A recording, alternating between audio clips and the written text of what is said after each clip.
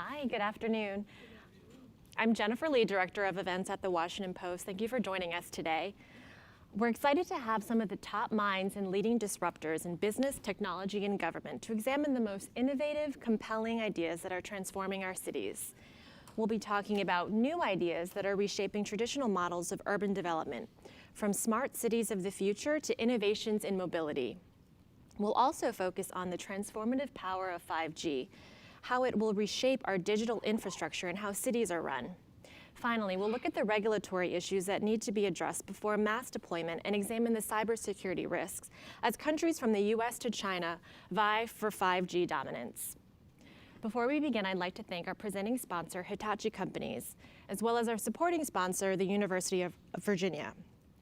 Now I'd like to welcome to the stage Eduardo Laficara, President of the Operation and Maintenance Business Unit at Hitachi Rail STS, for some introductory remarks.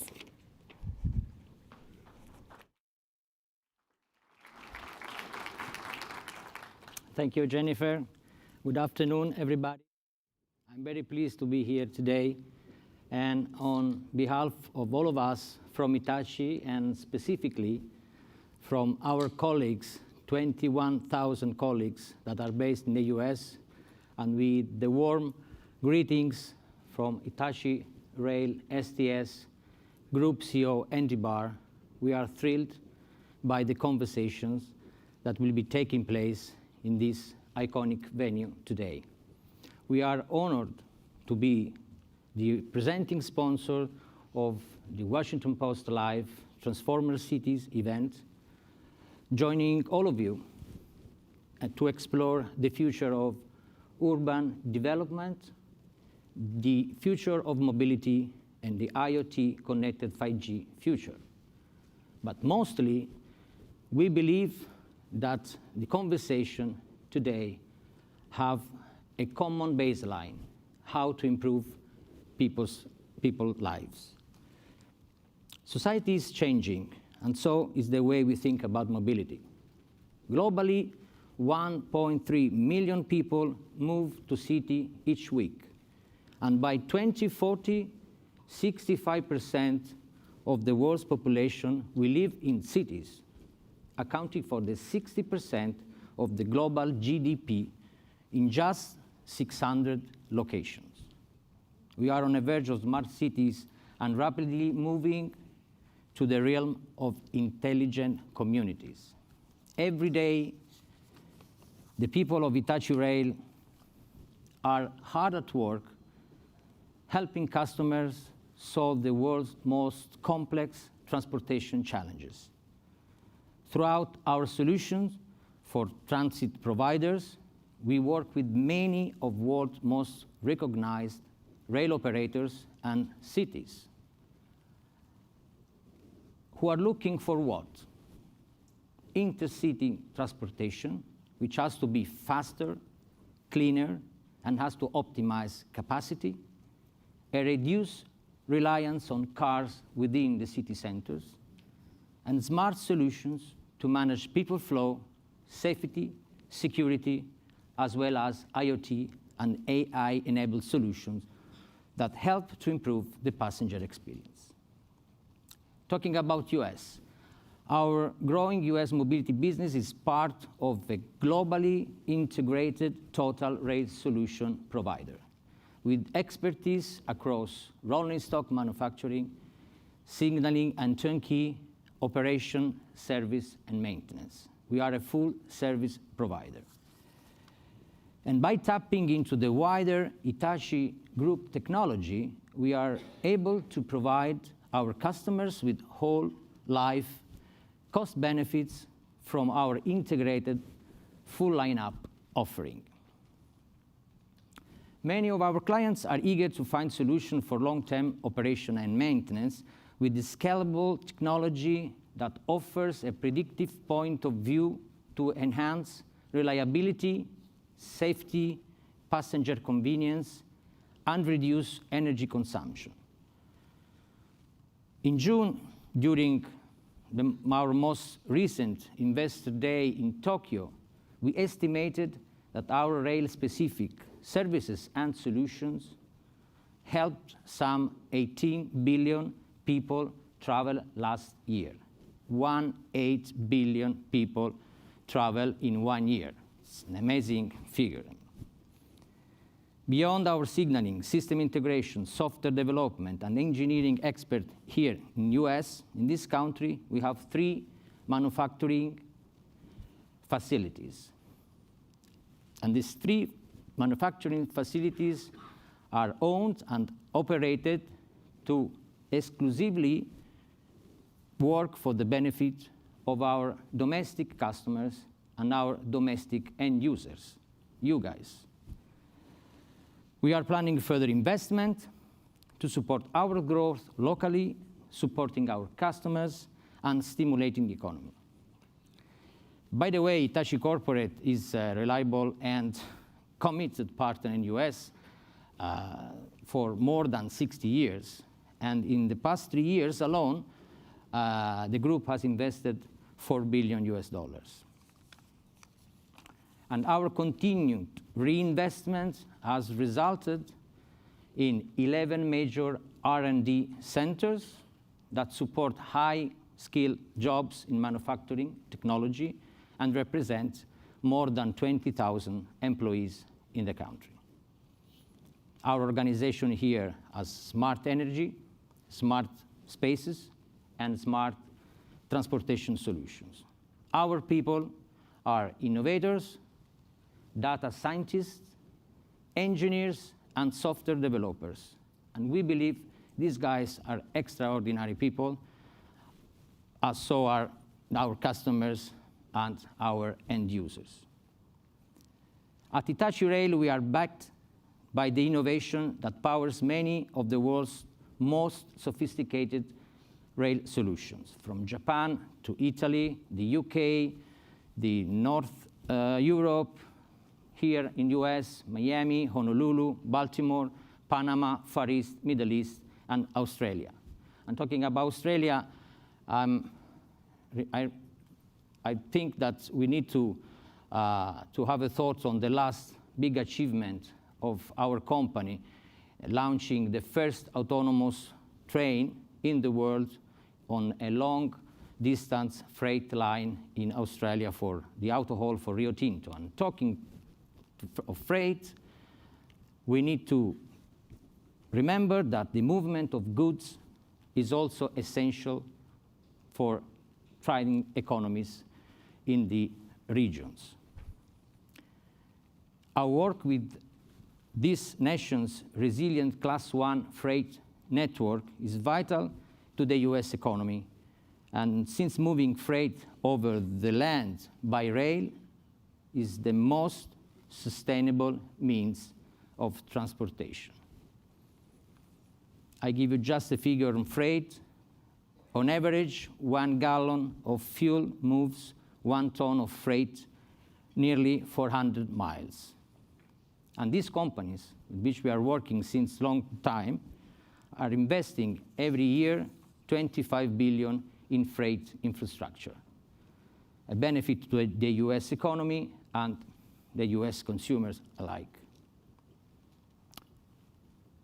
At Hitachi Rail, we strongly believe in building an inclusive mobility system. At the core, our advanced solutions are about people, the end user, not about technology for the sake of technological progress.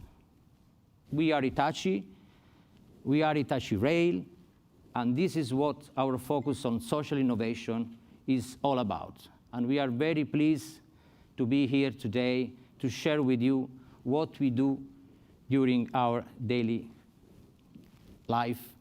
And I ask you, please, to watch this.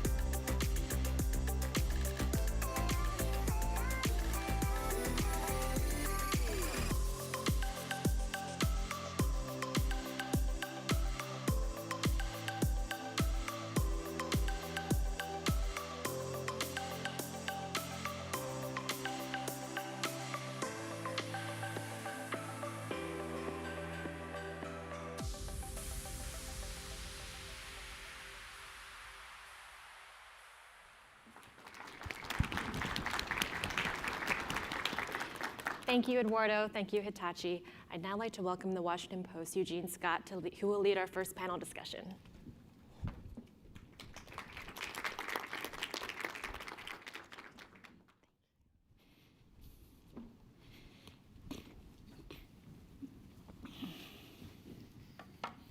Good afternoon. Welcome again to Post Live. My name's Eugene Scott. I'm a political reporter for The Fix, which is a political analysis blog here at the Washington Post. I'm covering a lot of national politics, so I'm very excited to be able to focus on a nerdy interest of mine, which is cities. I'm a native Washingtonian, and so very invested in this conversation that I want you to participate in as well. You can tweet questions and hashtag Post Live.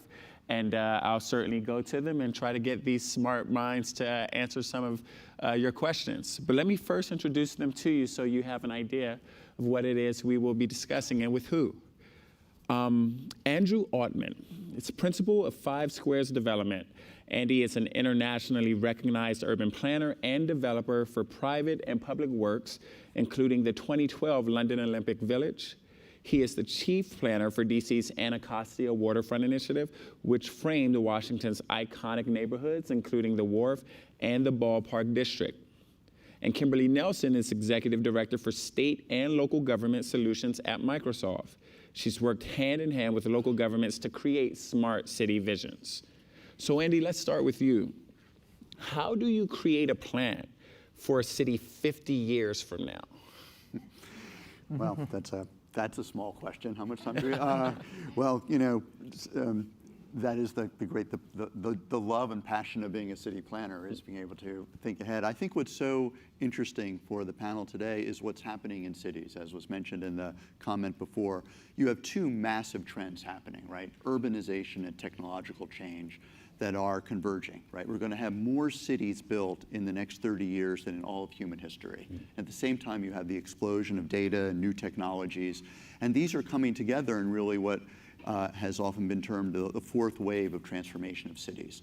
So, things are moving at such a pace that one needs to think ahead about what is the future of our city, what is the future of the role of cities in a changing world where cities really are going to be the solution to climate change, sustainability, where we're going to see a lot of the issues about inequality are going to be addressed at the city level.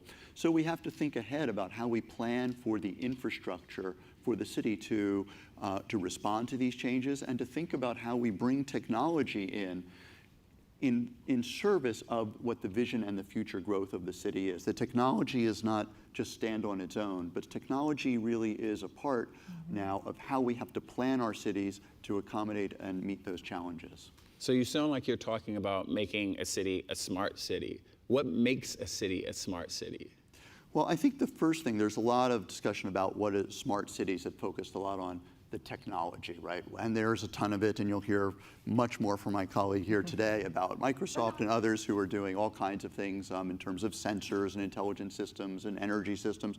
But I think you can't lose sight of one of the most fundamental things to me, which is to be a smart city and planning for the future, your question, you still have to think about the basics of how we get land use, transportation, housing, those basic systems right. You have to be smart in terms of having a vision about the growth of your city. So what do I mean by that? For example, we need in this country an enormous amount of housing. You've seen a lot of debate about housing. Mayor Bowser has said we need 36,000 housing units we want to produce by 2025, and a third of those should be affordable, and challenge the region for 250,000 plus units. That's critical. That says we have to make smart decisions if we're going to grow and these cities are going to be sustainable, and we're going to address the larger challenges such as climate change. And then the question is, how do we use technology, transportation systems, better construction techniques in housing, energy systems that can meet our goal of accommodating that growth? But a smart city still needs to make smart decisions and smart regions about their future to be denser, more walkable, more urban, what Christopher Lineberger at George Washington University has called this kind of walkable urbanism. That is the key to our future globally, given the growth of cities. Then we figure out how technology, which is a layer to facilitate that. So cities have to still be smart in how they plan and how they get things right, because we have so many barriers to smart growth, let alone to be smart cities. Kimberly, I see you shaking your head quite a bit. Yep. You operate at Great. the intersection of government and business. So what role do you think private business plays in making cities smart cities? Well, I think if you look at smart cities, and I agree with what Andy said in terms of it's not all about the technology, right? It's about, for us, how do we create data-driven and collaborative environments for people who are living in a city? And that's what I think private sector companies can bring to the table, is how do you create the right environment so that cities and city officials and city programs can share the information they need to make the right decisions. Because being smart is about having knowledge, right? And you can only get that knowledge if, in fact, you're collecting the right information and analyzing the right information. So that's what I think we can do as companies, helping cities achieve that goal of being a data-driven city. Can you share some of the innovations or projects you all are currently working on to help Sure. achieve those visions? Yeah, so when you look at cities, there are no two cities that are alike, right? There's no cookie cutter approach to this. This is really working with the city leader and saying, what is the most important thing the city leader and the citizens want to accomplish in their city? So is it about urban mobility? Is it about a safer city? Is it about improving city operations? And once we do that, basically the approach we take is saying, there's a trusted platform that you need that allows for you to share information. And that trusted platform has to be one in government today that is one that is built on security and privacy and meets all the compliance requirements of government. And the reason security and privacy is so important is because we're talking about a lot of data. And when we talk about a lot of data, and we talk about data that is often private data, we need to make sure that basic fundamental of security and privacy is there, right, when we're collecting that kind of information.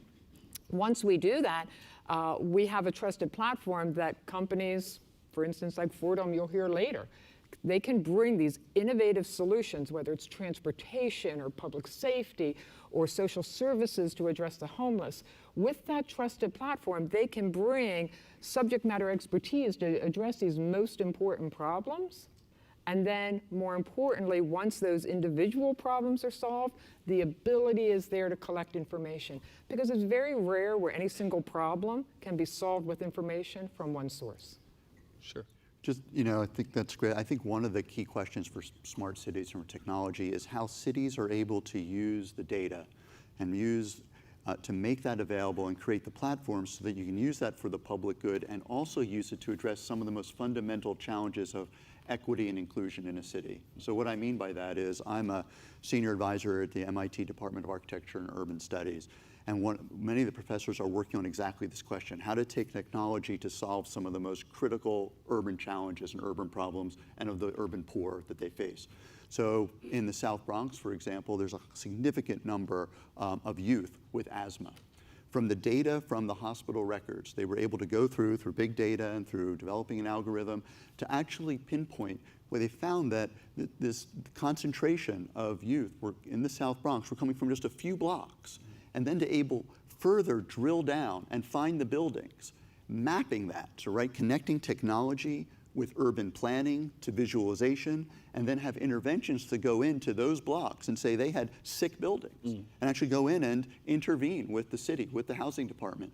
So there are many examples of how you can use data and technology and use that to address many of these fundamental challenges that are facing cities. And I think what Smart City can do is not only plan well, but think about how it uses technology, uses its access to data, addressing many of the privacy and ethical issues which are out there, but uses that for the social good and in particular to address issues of urban inequality and sustainability. That's pretty awesome. Yeah, it's really, I mean, there's so many cool examples we could all give, Yeah, but I just think that really kind of crystallizes in many ways how cities can play in this, they can play a significant role. So, Andy, out of smart cities globally, there are about 50, but only 12 in the U.S. What's happening there? Well, go ahead and I'll. Well, so, there are probably a lot of different reasons, and I think there are different perceptions in terms of what's important to some of the leaders in Europe and what's important to some of our leaders here in the United States. One of the things that I've recognized, I would say over the last 10 years, is that many of the leaders in Europe really focus on quality of life. That in European cities, quality of life, things like great transportation, things like parks, recreation, and the kinds of things that foster community are really important to city leaders. Here in the United States, for some reason, it seems that many of our city leaders have focused on economic development. And while in the end you might get to the same place, I think the path to that goal is very different. And I'm starting to see that turnaround where economic development is important, but I think every single person would agree, and anybody, we talked about private sector companies before, no company wants to move to a city or create a headquarters in a city that doesn't have great quality of life. Right. And it's really hard to recruit people to those places, indeed. Yeah, so I think if we focus on quality of life, economic development comes. And I think that's something they've done a little better in Europe than we've seen leaders do here. Who can shift that focus? Is that more of a government responsibility or voters or business or nonprofit? Who shapes that? Well, I think the leaders listen to people in their community in terms of expectations, and we're starting to see that change. So one example, for instance, and we're sitting here today, many of us are looking what's happening in the Gulf, right? Another storm looks like it's going to hit the Gulf. Just a couple years ago, there was a major storm that hit the Gulf. Hurricane Harvey hit the city of Houston. That literally was my next question for you. So yeah. Well, go ahead. I'll let you ask your question. Great. We'll act like this was planned. So Kim. Yes. After Hurricane Harvey, Microsoft made a significant investment in the city of Houston to bolster its smart city tech. Can you tell us a bit about that project? Well, so there's a leader with Mayor Taylor who had a vision, right? He lived through Hurricane Harvey and the aftermath of that, and that was a bad situation. He was determined not to rebuild the city as it was, but to rebuild the city so that it would be resilient. And he really wanted to create a model for resiliency for cities. And he has created one that is really unparalleled in the country today. So that resiliency is one that goes back to this notion of how do we create the right kind of platform so that we can share information and focus on the things that are important. What he felt was important was resiliency, right? So they don't suffer the same situation that they suffered after Hurricane Harvey. So environmental conditions, better transportation, better sharing of information, more public safety solutions. And we could go into detail around those, but the leadership, it comes with leadership, it comes with vision, starting at the top and understanding how you're going to deliver something to the people in your community.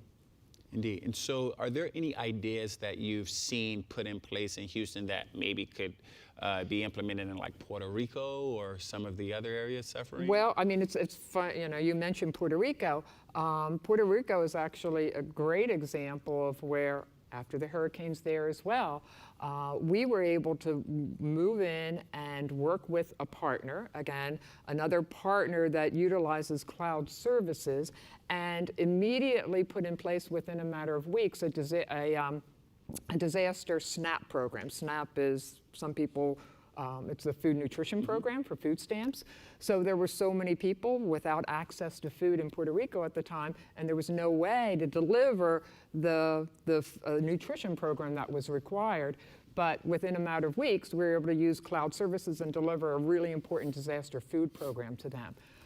In the city of Houston, one of the best examples, I would say, of using information and using cloud services, and I think you related, Andy, to the internet and sensors. So, gadgets are the least important thing, right? It's more about the data. But in the city of Houston, there's a school district in the city of Houston, the Aldine Independent School District.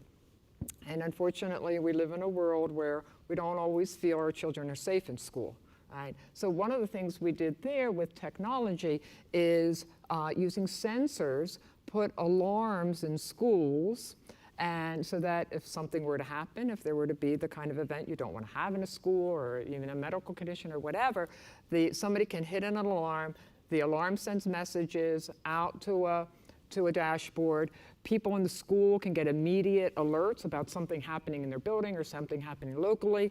The first responders get information. They know where the event happened, how it starts to spread, are there medical conditions involved. So immediately sending information. And I guess that's what's critical is when you have the right information sharing platform, the kinds of things that might have taken minutes are now seconds, hours are minutes, days may be down to hours. So the ability to get information to people in real time is critical. And they're the kinds of solutions I love to see cities put in place that really change people's lives. Those are great solutions for Houston and surrounding areas, but we know Texas is bigger than its urban areas. And so when we have these conversations, I think often about the urban-rural divide. What can be done to decrease that gap between what it must be like to maybe attend public schools in Houston versus attending public schools in Texas about 100 miles away? Yeah. You mean in terms of of technology? Specifically. Specifically, I mean, I think first of all, has to be much more just widespread, I think, dissemination of information and working not just with, as you say, the big metropolitan centers, but actually educating the mayors and the leadership of other governments about what this opportunity is and actually going outside and spreading that. And I think that is a role that universities can play. There are initiatives that are trying to do that. I know many universities that are trying to work with their local leadership because it's very hard, I imagine with smart cities that people are getting a lot of products that are pitched at them, right? What about this? What about that?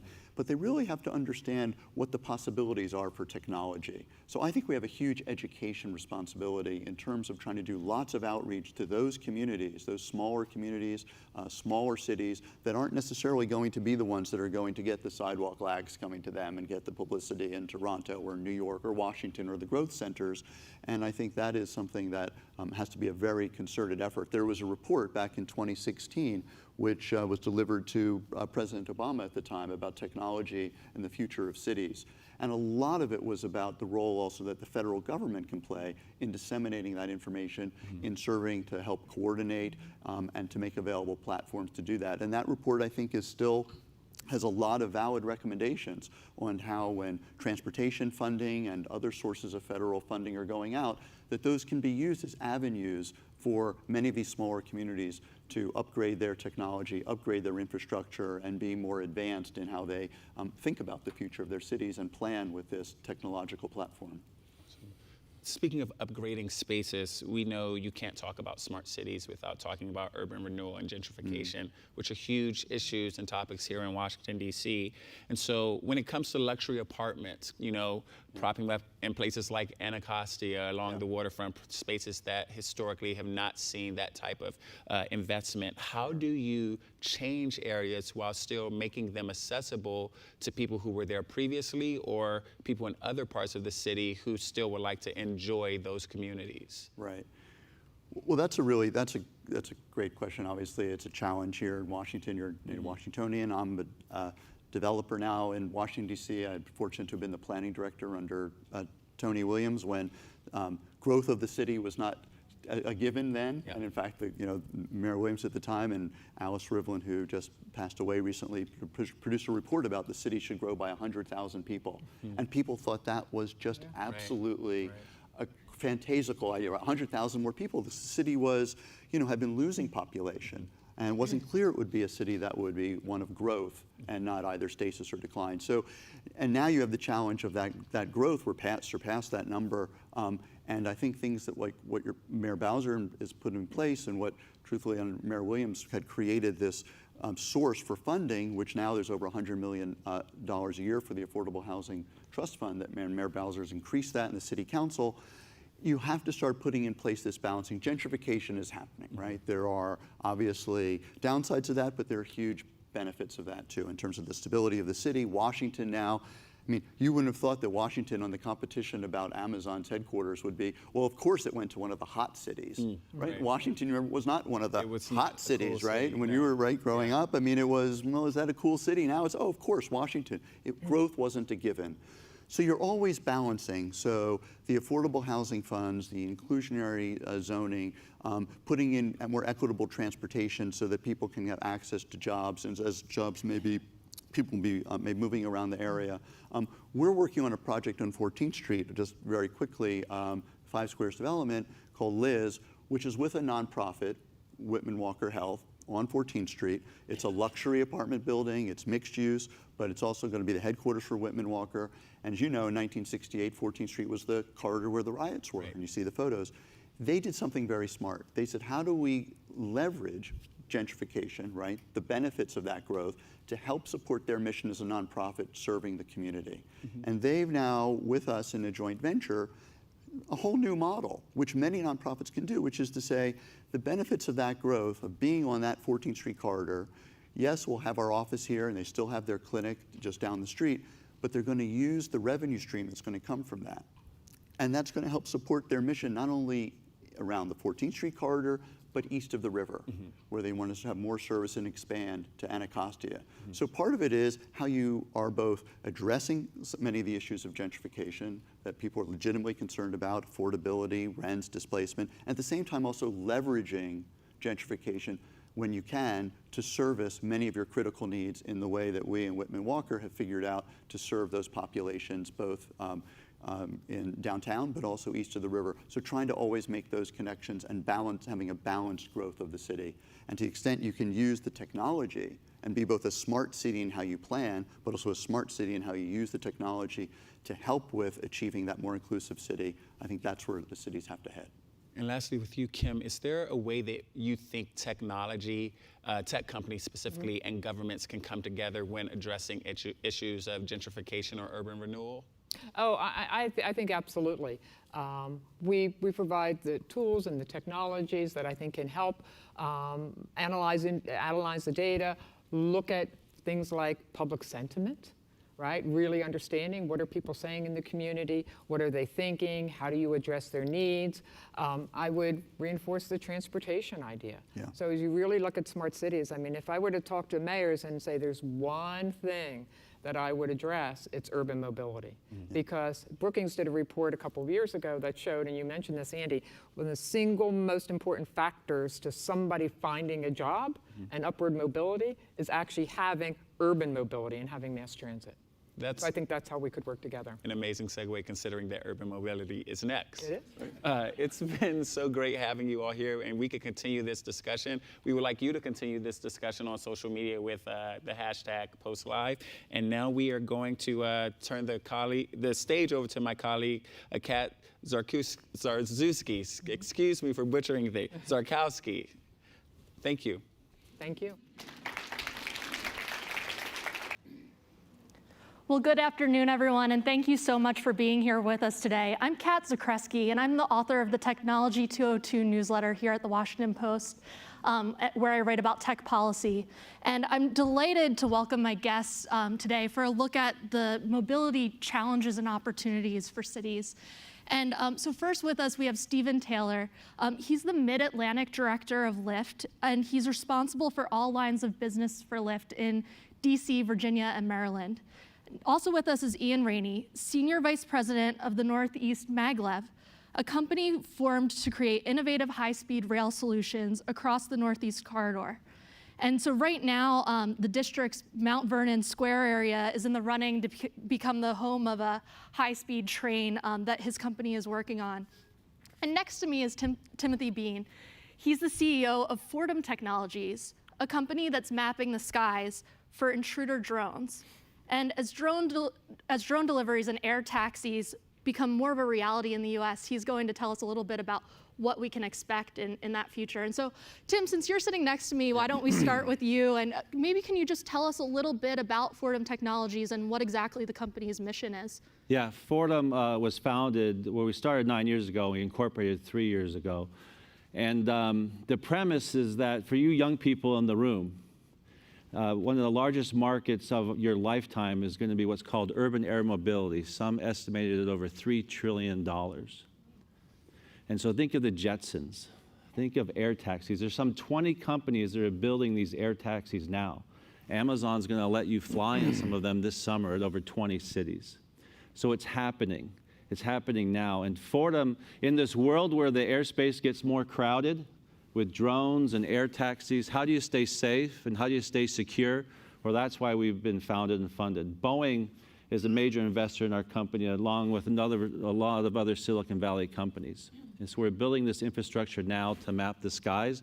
One of the products we're famous for, I think there's a video here to show you now, is what we call the Fordham Drone Hunter, and it's a lot of fun. So I'm told it's about to cue and show right now, and I'll describe what's happening. Is it showing? Showing right now. Great. So you have drones flying around your city doing all sorts of wonderful things, right? Saving the world, protecting our police and fire departments, delivering life-saving services. But some of those may be rogue. Director Wray of the FBI talked about that there'd be a drone attack in the United States, and imminently. He testified that before Congress. And so how do you keep your cities, having these services, and keeping your cities smart, but also making sure that they're secure? And so this drone hunter product can fly like with a radar. It's like a radar-guided missile, but it's a radar-guided drone. And it tracks through an urban environment. It can pursue drones to shoo them away, or it can capture them with a net and tow them away safely. And there's a lot of technical reasons why this is an accepted approach versus other technical reasons, and we'll get into those maybe if there's time. And so on that point, I mean, some members of our audience might be familiar with some of the incidents that have happened at airports, particularly at Gatwick Airport has been in the news. Can you tell us a little bit about that and what it said about the future of safety of the skies? Yeah, sure. Gatwick Airport, large airport, they lost over $100 million, 190,000 passengers stranded for 3 days. Can you imagine?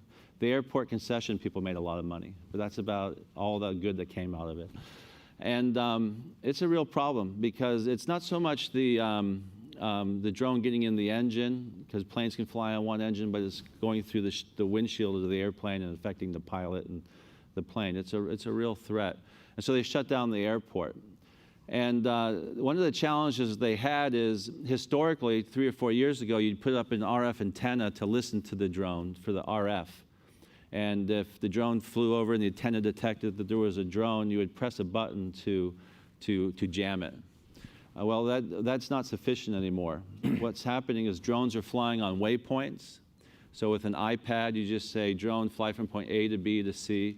And this is why the people at Gatwick probably could not catch the drone, is because it was programmed and all kinds of problems. It was never caught. And it went right over that antenna because it was just listening to GPS. There was nothing to detect, nothing to jam. And so this is why a lot of these sites now across the United States and these smart cities are moving to small radar systems to digitize the environment, digitize the sky, to know what's happening in their airspace, mapping their airspace. And so, Ian, I wanted to talk to you a little bit about your company now that we've kind of heard about what's the future of transportation in the skies. You're working on something that's a little bit more familiar to us, but with a big twist, high-speed trains. And so can you talk to us a little bit about kind of what some of your company's proposals are right now, particularly in the DC area, and what are some of the challenges and opportunities when it comes to working with local governments to make those happen? Sure. So, yeah, like you said, we're trying to introduce high-speed rail to the United States. Right now in the U.S., in fact, in the Western Hemisphere, the fastest train is the Amtrak Acela, which is capable of fairly high speeds, I think 150 miles per hour, but in reality is averaging something like 85 miles per hour. What that means if you live in DC or New York is, you're going to be in the train for about 2 hours and 40 minutes to get to downtown Manhattan. And given the demographics in this area, we've got something like 15 to 20% of the population, 15 to 20% of the GDP of the United States. We need a better mobility solution. So my company, about 10 years ago, Started talking with a lot of colleagues that we had at the Central Japan Railway Company, which is the world leader in high-speed rail, and trying to figure out, is there some application for their bullet trains in the United States? And is there some application for their next generation of train, which is superconducting maglev in the United States? And what we very quickly realized is that superconducting maglev is really the perfect solution for the Northeast Corridor. It travels at over 300 miles per hour, so from downtown DC to downtown New York City would be a 1-hour trip. So we like to say Georgetown to Midtown in 1 hour. And that would include 2 stops along the way.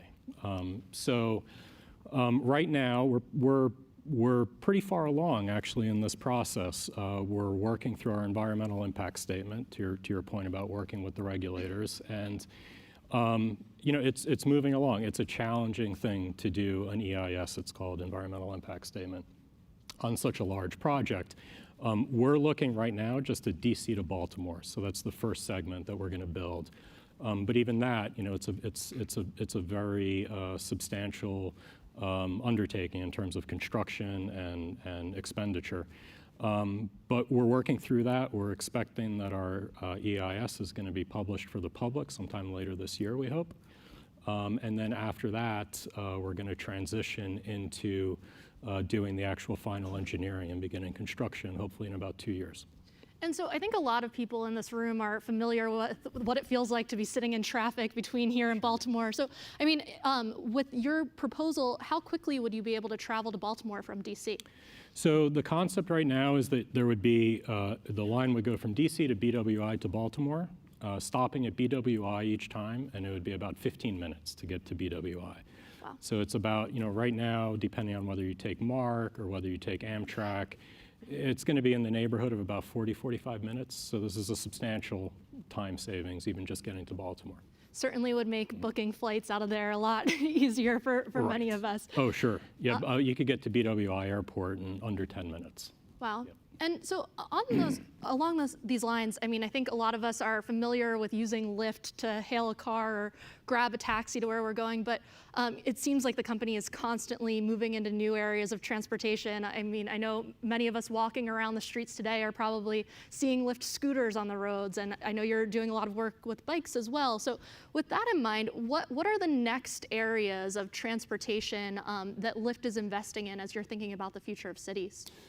Yeah, so I think rideshare, obviously being sort of our first mode of transportation that we rolled out, bikes and scooters more recently, and then autonomous vehicles is sort of the next evolution of that. But I think along the way, there's steps that we need to consider. And without getting into specific technologies, I think there are 3 sort of categories we use as a framework to think about future mobility. And that is frictionless. How can we make our transportation systems more frictionless? So a lot of that is in providing more alternatives. So it's rideshare, it's shared rides, it's bikes, it's scooters, and something people don't think a lot about. I think in this city and in New York City specifically, you should be thinking a lot about is integration with public transit. So how do we take existing infrastructure that exists that the public sector provides us and integrate our products into that system? And DC was one of the first cities where we rolled out an integration in-app with public transit. So you could actually build your trip through bikes, through scooters, through rideshare, and then through public transportation. The other is equity, thinking about how can we increase the equity of transportation across our cities. We launched a food access pilot in Ward 7 and Ward 8 here in DC, which is described as a food desert where a lot of families don't have access to clean, healthy, sustainable food, and providing them, partnering with a nonprofit, Martha's Table, providing low-income families with subsidized rides to grocery stores. And there are other access programs that we're working on, things around maternity care deserts, where women who are pregnant who don't have access to proper health care.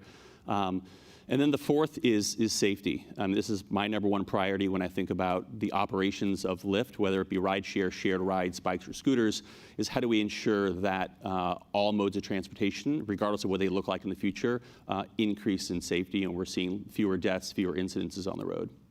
And so how do you weigh, right now it's obviously an extremely competitive environment with a lot of these newer forms of transportation like scooters. How do you weigh keeping up with the competition, rolling out as quickly as other companies like Uber and Bird, while still weighing those safety concerns? Yeah, I think it's not about being fast anymore. It's about being better.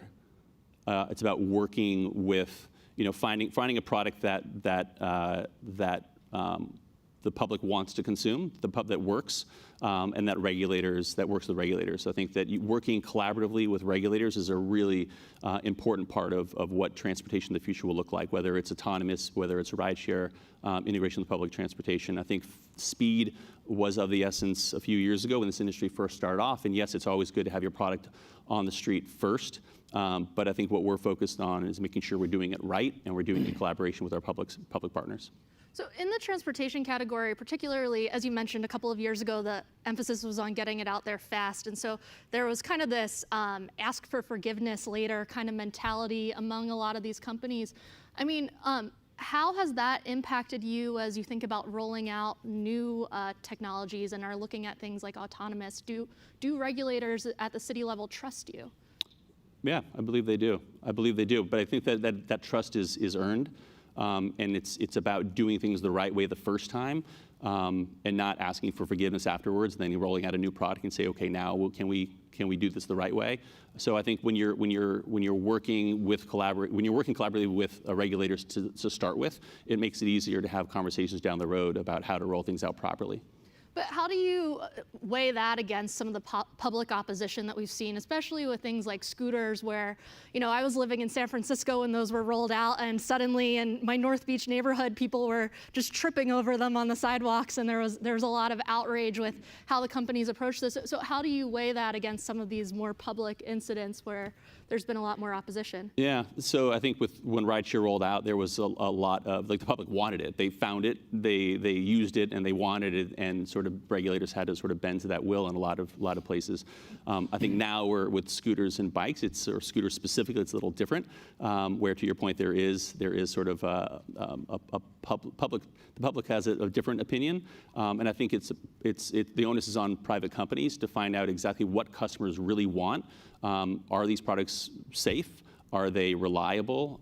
And do the folks that don't use these products, are they a nuisance to them? And I think that listening not just to regulators, but also the public is really important as we continue to roll out products like this. And so, Tim, I wanted to shift to you. I mean, as we're making this transition that you're talking about to, flying taxis rather than hailing an Uber, what are some lessons that city officials, state officials too, because I know you work with them a lot, can learn from what we've seen from the rollout of other types of mobility technologies in recent years? Well, I think what we hear from the state governments, the federal government, even the cities, is what they're most concerned about is safety and security. And so that's why Fordham was founded, to ensure that safety and security. I mean, that's top number one. The FAA especially, they care about three things: safety, safety, and safety, right? And so we work with them very closely. And to make sure that these things are safe, the plane manufacturers are all following the current regulations that the FAA has for airplanes, right? So number one, the aircraft are safe. Number two, the state departments of transportation in the cities are putting in terrestrial GPS sites that are accurate to a centimeter, all right? And these planes are flying autonomously, even though they have a human pilot in them, because no one's going to get in one unless there's a human pilot, right? Maybe 10, 20 years from now, the next generation will get in them, just like we got in the monorail when there's nobody in it, right? The Disney World. But number two is they'll be autonomous, so they're going to follow that very accurate GPS, those corridors. And the third thing to make sure it's safe is things like what Fordham does. We build these small radar systems. They're about the size of a large iPhone or a small laptop, and we put thousands of them throughout the city. And we digitize the airspace in the entire environment. And we see the drones, the birds, we can tell the difference. We create these geofences. And so if the drones are flying in the proper corridor, we'll monitor that and make sure that that's happening in an agreed-to fashion, following the speed limit and these types of things. And then we'll also create these geofences, or we do create these geofences around stadiums, critical infrastructure venues, campuses, where drones are not to be, or the air taxis aren't supposed to be, to keep those secure. And those are monitored in real time as part of a smart city infrastructure to support what's happening in our world. And so, Ian, you deal with a different challenge when it comes to public officials related to infrastructure funding. And so I wanted to talk to you a little bit about that because particularly with the Baltimore DC line that you were talking about earlier, some of your critics say this line might be too expensive. It would cost between $10 billion and $12 billion, and people say that maybe that money should be put to work in other types of infrastructure projects. I mean, what's your response to that criticism? Well, I mean, my first response is yes, it is admittedly expensive. However, what you're paying for really is that speed. Getting from here to New York in an hour, I think, is fundamentally transformational for the region. It changes how people think about where they're going to live, what jobs they take, how they spend their leisure time. And the reality is that, not doing it is really untenable. We lose, I think, by some estimates that I've seen, something like $6 billion per year just from sitting in our cars. It's just that loss of productivity. And what the Maglev really brings to the equation is, we're getting people out of their cars. And for DC Baltimore, just to give you an example, our estimate is that within a few years of starting the line running, we're going to have something like 17 million passengers per year. And 80% of those passengers are getting out of their cars. So not only are we offering them a 15-minute travel time to Baltimore, but we're also taking all of that congestion off of BW Parkway, I-95, all the kind of other arteries in the corridor. So, yes, it's expensive, but we're paying a fortune every year now in lost productivity. And, I think the cost of the Maglev is really more than justified when you consider that. And so I also have a question from Twitter for you, and I'd just like to remind the audience that if you have any questions, you can tweet them to the panel at #postlive. And so this is from Michael on Twitter, and he said, can you talk about how Maglev is different from the Boring Company? For Ian. Yes. Okay. Sorry. So what the Boring, so I have no relationship with the Boring Company, so I don't want to kind of speak on their behalf, but my understanding of what they're proposing is to dig a relatively small bore tunnel, or two small bore tunnels, between Washington, D.C. and Baltimore. And those tunnels would essentially be for autonomous Tesla vehicles that would just continuously run through. So, without making any kind of judgment on the utility of that or the feasibility of it, what I would say is how we're different is we're offering orders of magnitude faster transportation and also substantially greater capacity. So we're moving more people faster, more frequently. And so Elon Musk, though, has come out and said that the president supports him on this project. I mean, what does that mean from a competitive standpoint for someone to have that level of visibility and potentially support from President Trump? So I'm not maybe up to date on the latest statements that he might have made, but I think I know what you're referring to, and I think he did kind of walk that back. He made a statement saying that the president or the White House supported Hyperloop. Hyperloop is fundamentally different from the Boring Company, though. Hyperloop is very much a concept of running high-speed trains in evacuated tunnels. My understanding, again, I don't know how far along they are, but I believe it's still in a very conceptual stage. Time will tell if it really is feasible. I know people have been talking about evacuated tunnels for almost 100 years. And there's a big issue of safety and an issue of figuring out the propulsion for a system like that. Where we're different is that the superconducting Maglev, it's operating in Japan at 300 miles per hour today. You could go there, get on the train and ride it today. We've had officials from the Federal Road Administration. We've had the former Secretary of Transportation, the Governor of Maryland. They've all ridden the Maglev. They've seen it move at 300 miles per hour. It exists. So we're very different from Hyperloop in that respect. And so then, just from a standpoint of more traditional competitors, do you see this as something that would one day put Amtrak or regional rail companies out of business? No, on the contrary, I think, in fact, there's, when we look at the demand, there's the population of the Northeast Corridor is growing. I think there's ample demand to justify both of these systems, Amtrak and SC Maglev, and the commuter trains that are operating in the corridor. Amtrak, I think, has a lot of issues right now in the Northeast Corridor, competing with freight companies for space on the tracks. That makes operations quite difficult for them. So, we offer another form of transportation for people that want to get, say, from DC to New York faster, but there's plenty of people that want to get, say, to intermediate points and are less concerned with time. So I think there's a market for both of these systems, and the demand, I think, certainly justifies having more than one form of transportation on the corridor.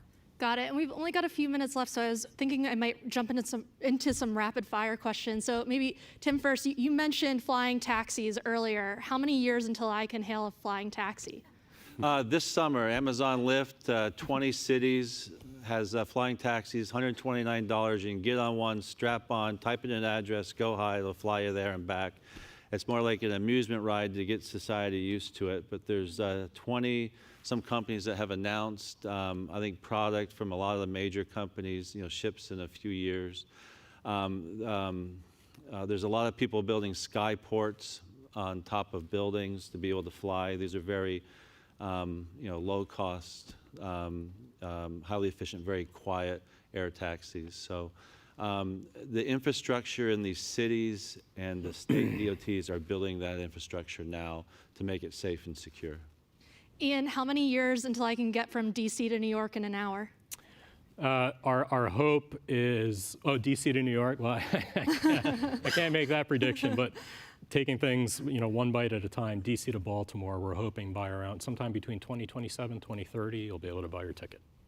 And I know for Lyft long-term, the vision is autonomous vehicles, but looking a little bit shorter term, next 5 years, what's going to be the most transformative transportation technology? I mean, I think you're going to see autonomous vehicles continue to roll out in cities like Las Vegas. We've done 50,000 rides to date, where you could order, you could request an autonomous vehicle in-app in Las Vegas. We've done 50,000 rides to date in that market. I think you're going to see more autonomous rides, but not maybe the way that a lot of people are thinking. Level 5, all weather, day and night. You're seeking like fixed route, predictable route in dense cities. You're going to see that in the next 5 years. All right, well, that's unfortunately all the time we have for this panel, but I just wanted to thank all of our panelists for joining us today, and my colleague Tony Rahm will be out for the next.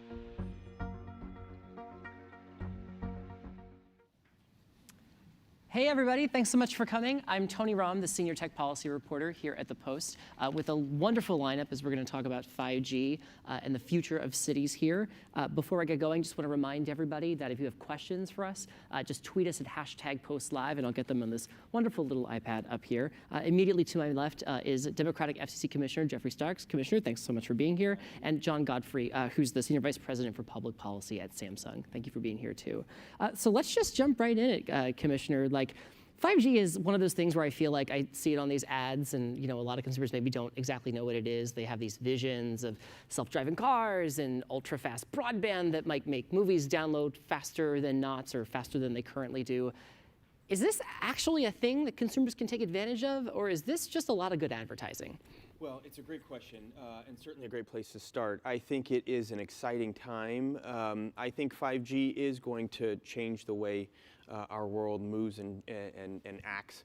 There are about 200,000 large macro cell towers that we all know about. 5G is going to have, again, we're still trying to exactly see how it's going to play itself out, but anywhere from kind of 10x to 100x of that. And so we're not talking about 200-foot high towers anymore. We're talking about the micro cells that we're talking about that are going to bring the edge of the network further and further and closer to each of you in your homes. And so that's where we start to talk about self-driving cars and augmented reality, virtual reality. But then some of the other things that are also going to impact our world in more real ways: smart cities, smart living, smart homes. smart manufacturing and some of those things as well. I mean, just in the clip that we heard on the walk up to the stage, President Trump was talking about the race to 5G and this concern, are we winning or losing the race to 5G? Before we even get into whether we're winning or losing, why does that even matter? Yeah, I think it matters because the standards are set frequently by who wins that race. I think an important part that the president has been on that I'm also focused on is the national security aspect of it.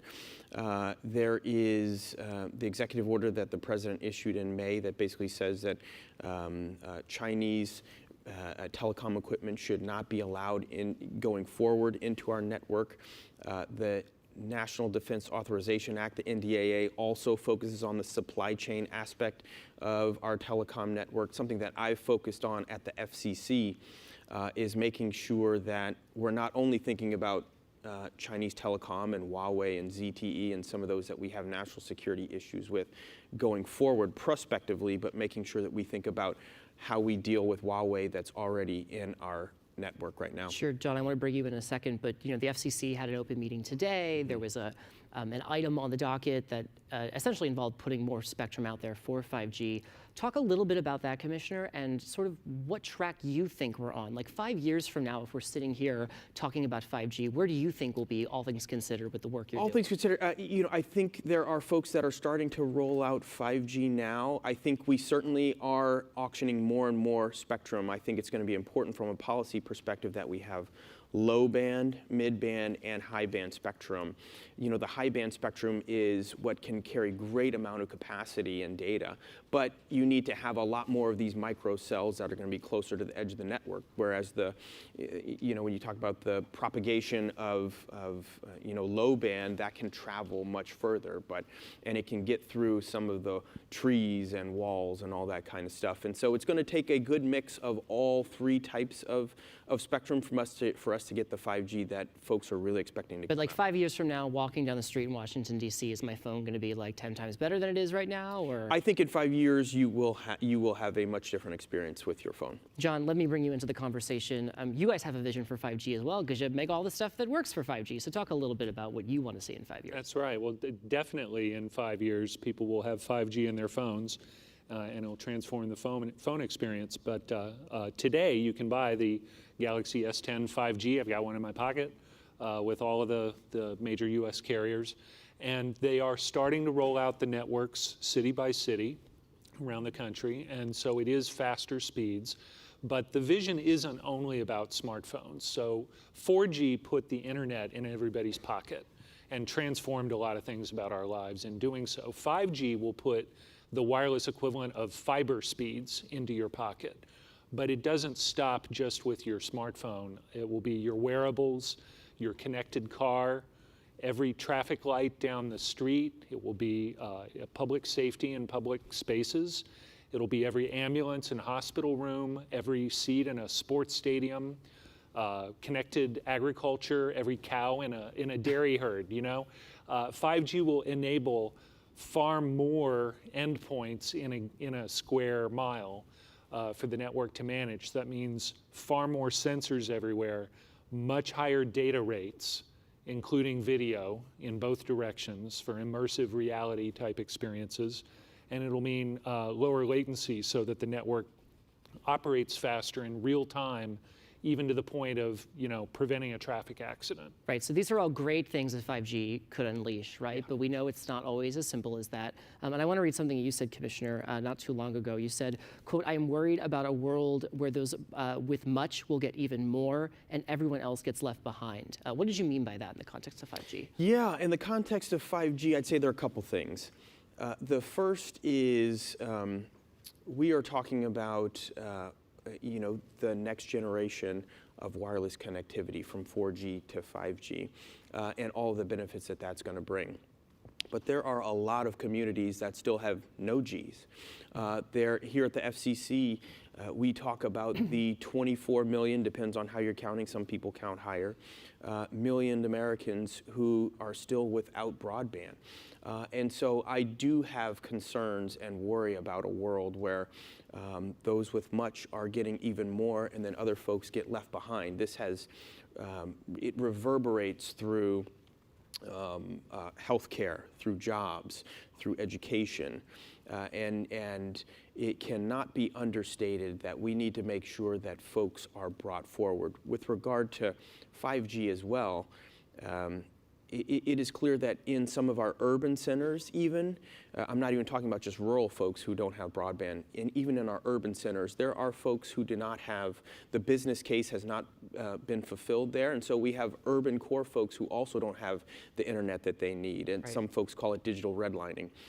And so even there, I think with 5G, we need to be intentional that even in our urban cores, we're not making sure that folks are left behind. There is an internet inequality that is coming about, and we need to make sure that all communities have what they need to be served. Right, John, I'm just given the fact that you guys can see some of this because you have the devices that operate on the network, for instance, is the build out, is the deployment of 5G happening in a way that suggests to you that we could be exacerbating the existing digital divide or closing the digital divide? No, I think the work the Commission is doing is extremely important to try and support widespread access to broadband, including wireless. And so, the Connect America funds, other initiatives the Commission has to make sure that high-cost areas like rural areas get access to broadband.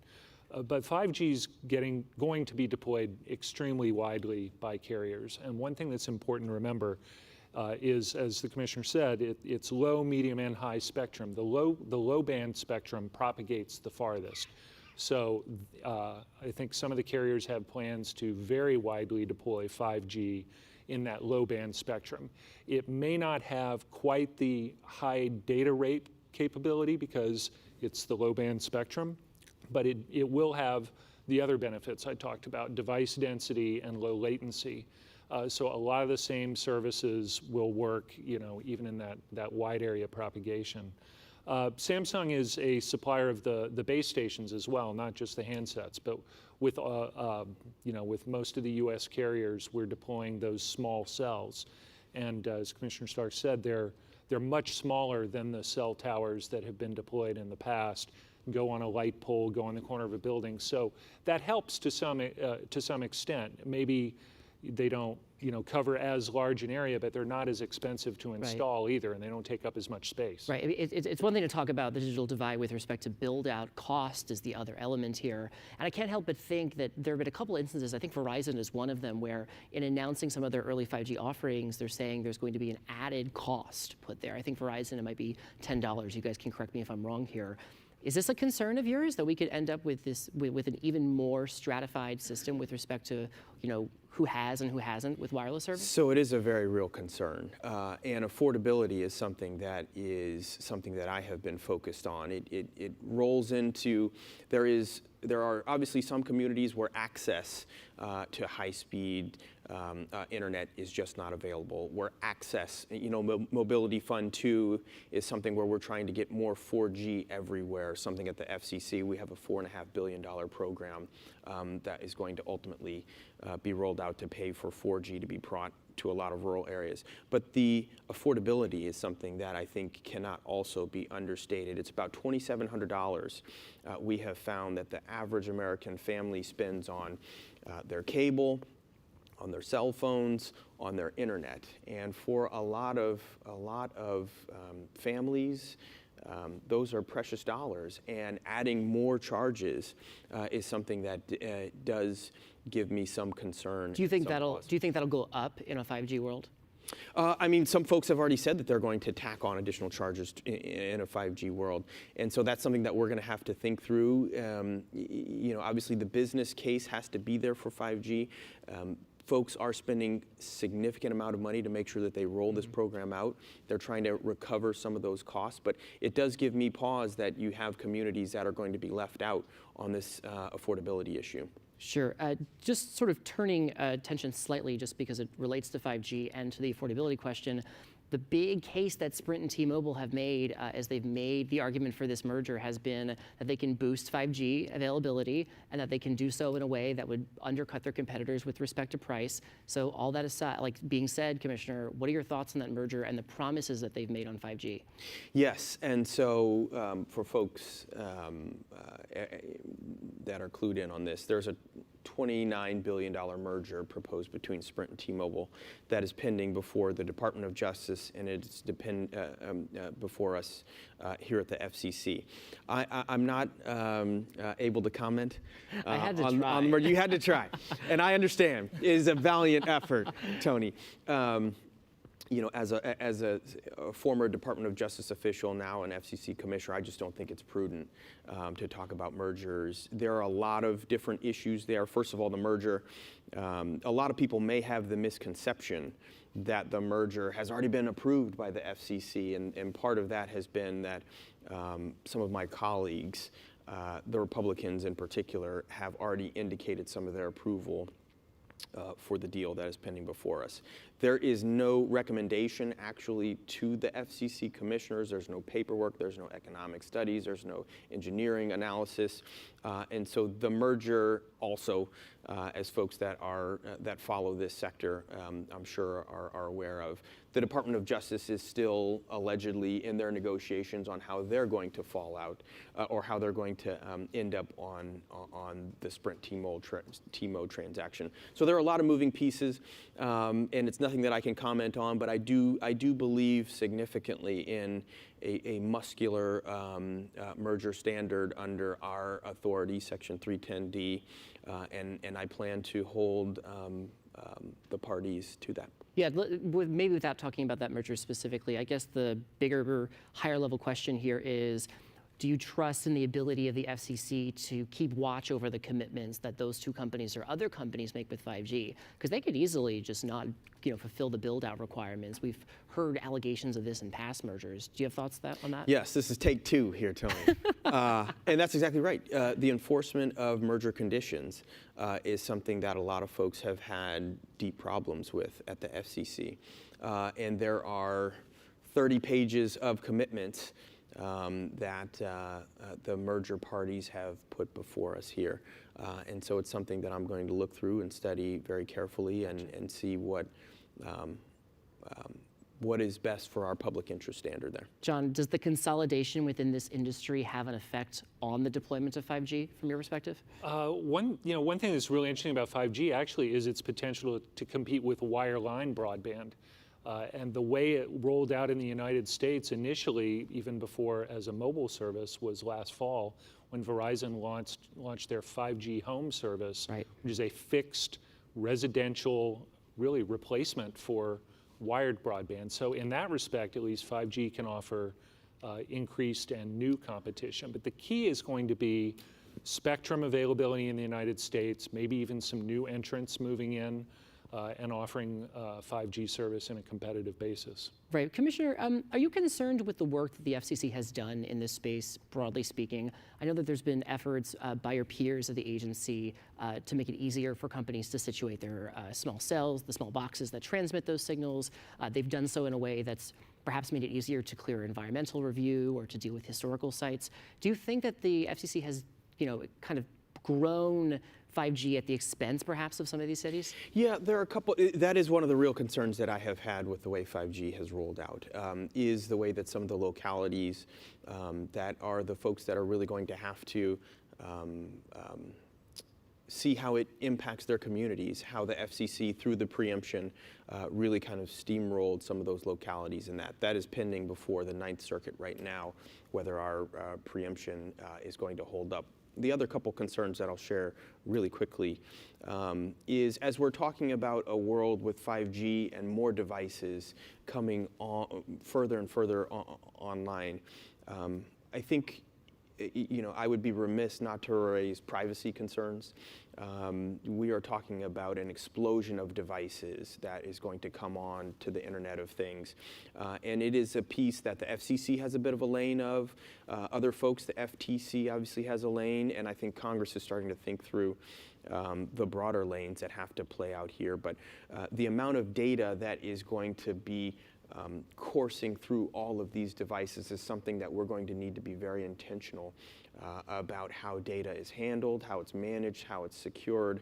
And then, of course, as we see a lot of places, including the Washington Post reporting on this. We need to figure out how a lot of this is being monetized and making sure that we're being thoughtful about that. Really, what would you propose there, by the way? Not to interrupt you, but what would you propose the government do in response to those privacy concerns you just illustrated? Yeah, I think, I personally think that when you go, I think about this from the telecom perspective. When you go and get your, when you go to your, whoever your mobile provider is, I think all of us expect when you sign up to get your phone that you are going to get a phone that is going to, in some senses, you may not think about it this way, but it is a tracking device, right? The phone is expected to ping the cell networks every 5 seconds so that a call gets to you, so that text messages get to you. And so, you know, God forbid, you ended up where you needed to call 911, you're going to be able to make a call that is going to get to you. But what we have seen is that a lot of folks have otherwise taken, in particular, geolocation data that is on your phone, and they are tracking that data, collecting that data, mining that data, and cutting it up and monetizing that data. And so I think there is a mismatch between what people think they're signing up for and what ultimately is otherwise getting delivered back to some of those companies, and I think we need to be a little bit more thoughtful on how we think about that. Sure. We only have a few minutes left. I want to ask you guys about something I had been reading recently, which is the Sidewalk Labs project in Toronto. I mean, this is a place where they've sort of tried to transform this vision for the future of a city with, you know, ultra-fast wireless networks, with the world of self-driving cars and so forth, into reality. And there's been a bit of blowback there. People who are worried about privacy, people who are worried about trusting all of these things to automation, to next generation networks and so forth. Do you guys hear some of that? Do you hear concerns from other Americans who think, you know, hold up, like this vision sounds great, but we're kind of worried, we're fearful, maybe we shouldn't be moving so fast to the next generation of a city? To either of you? Yeah, so I do hear that concern in a lot of different vectors. Folks that are just concerned in that way. But I think it also plays out in a couple other different ways. Automation, I think folks realize is something that is coming. That is a part of 5G smart manufacturing, I think is going to really play into that. How I have started to think about that, and you know, the other way is we're talking about a world with driverless cars, right. Driverless trucks. That just alone worries a lot of people. But the way I also think about it as a regulator and as a policymaker is a lot of folks drive cars for a living. A lot of folks drive trucks for a living. Right. And if we're going to, a lot of folks are going to have jobs that are otherwise automated. And how are we going to make sure that they are otherwise continuing to participate in our modern world, our modern economy? I think it's going to be important that we retrain and reskill and otherwise make sure that some of these folks value their experiences and get their skills to put them in jobs that otherwise are going to be able to support themselves and their families. Right, John, you get the last word. Well, great. Maybe a more optimistic last word. I agree with all of your concerns, Commissioner, but when 4G came along, people didn't know what it was going to be used for. They thought you would open your email faster and look at websites faster. And people didn't anticipate the smartphone revolution, ride sharing, social media. I actually don't think social networking would be a thing if you had to be sitting at your desk to do it. It's because it's with you all day that social media has really taken off. And you know, people make fun of social media, but it has brought communities together, friends, families together. It's allowed people to organize socially. And no one knew that was going to happen with 4G. I think the most important thing about 5G is that when the United States deploys 5G widely and it's widely available, innovators in the United States are going to invent ways to use the platform that will bring economic value and social value in America that we can't even anticipate today. But we'll find out what it is once we have the platform. Got it. Well, I want to thank you both for being here. We're unfortunately out of time. Commissioner Starks, John Godfrey from Samsung, thank you so much. And thanks to everybody here for coming to join us. Just a reminder for those who are watching back at home, you can tune back into this at WashingtonPostLive.com. I'm Tony Rahm, the tech policy reporter here at the Post, and thanks again. Have a good night. Thank you. Good stuff.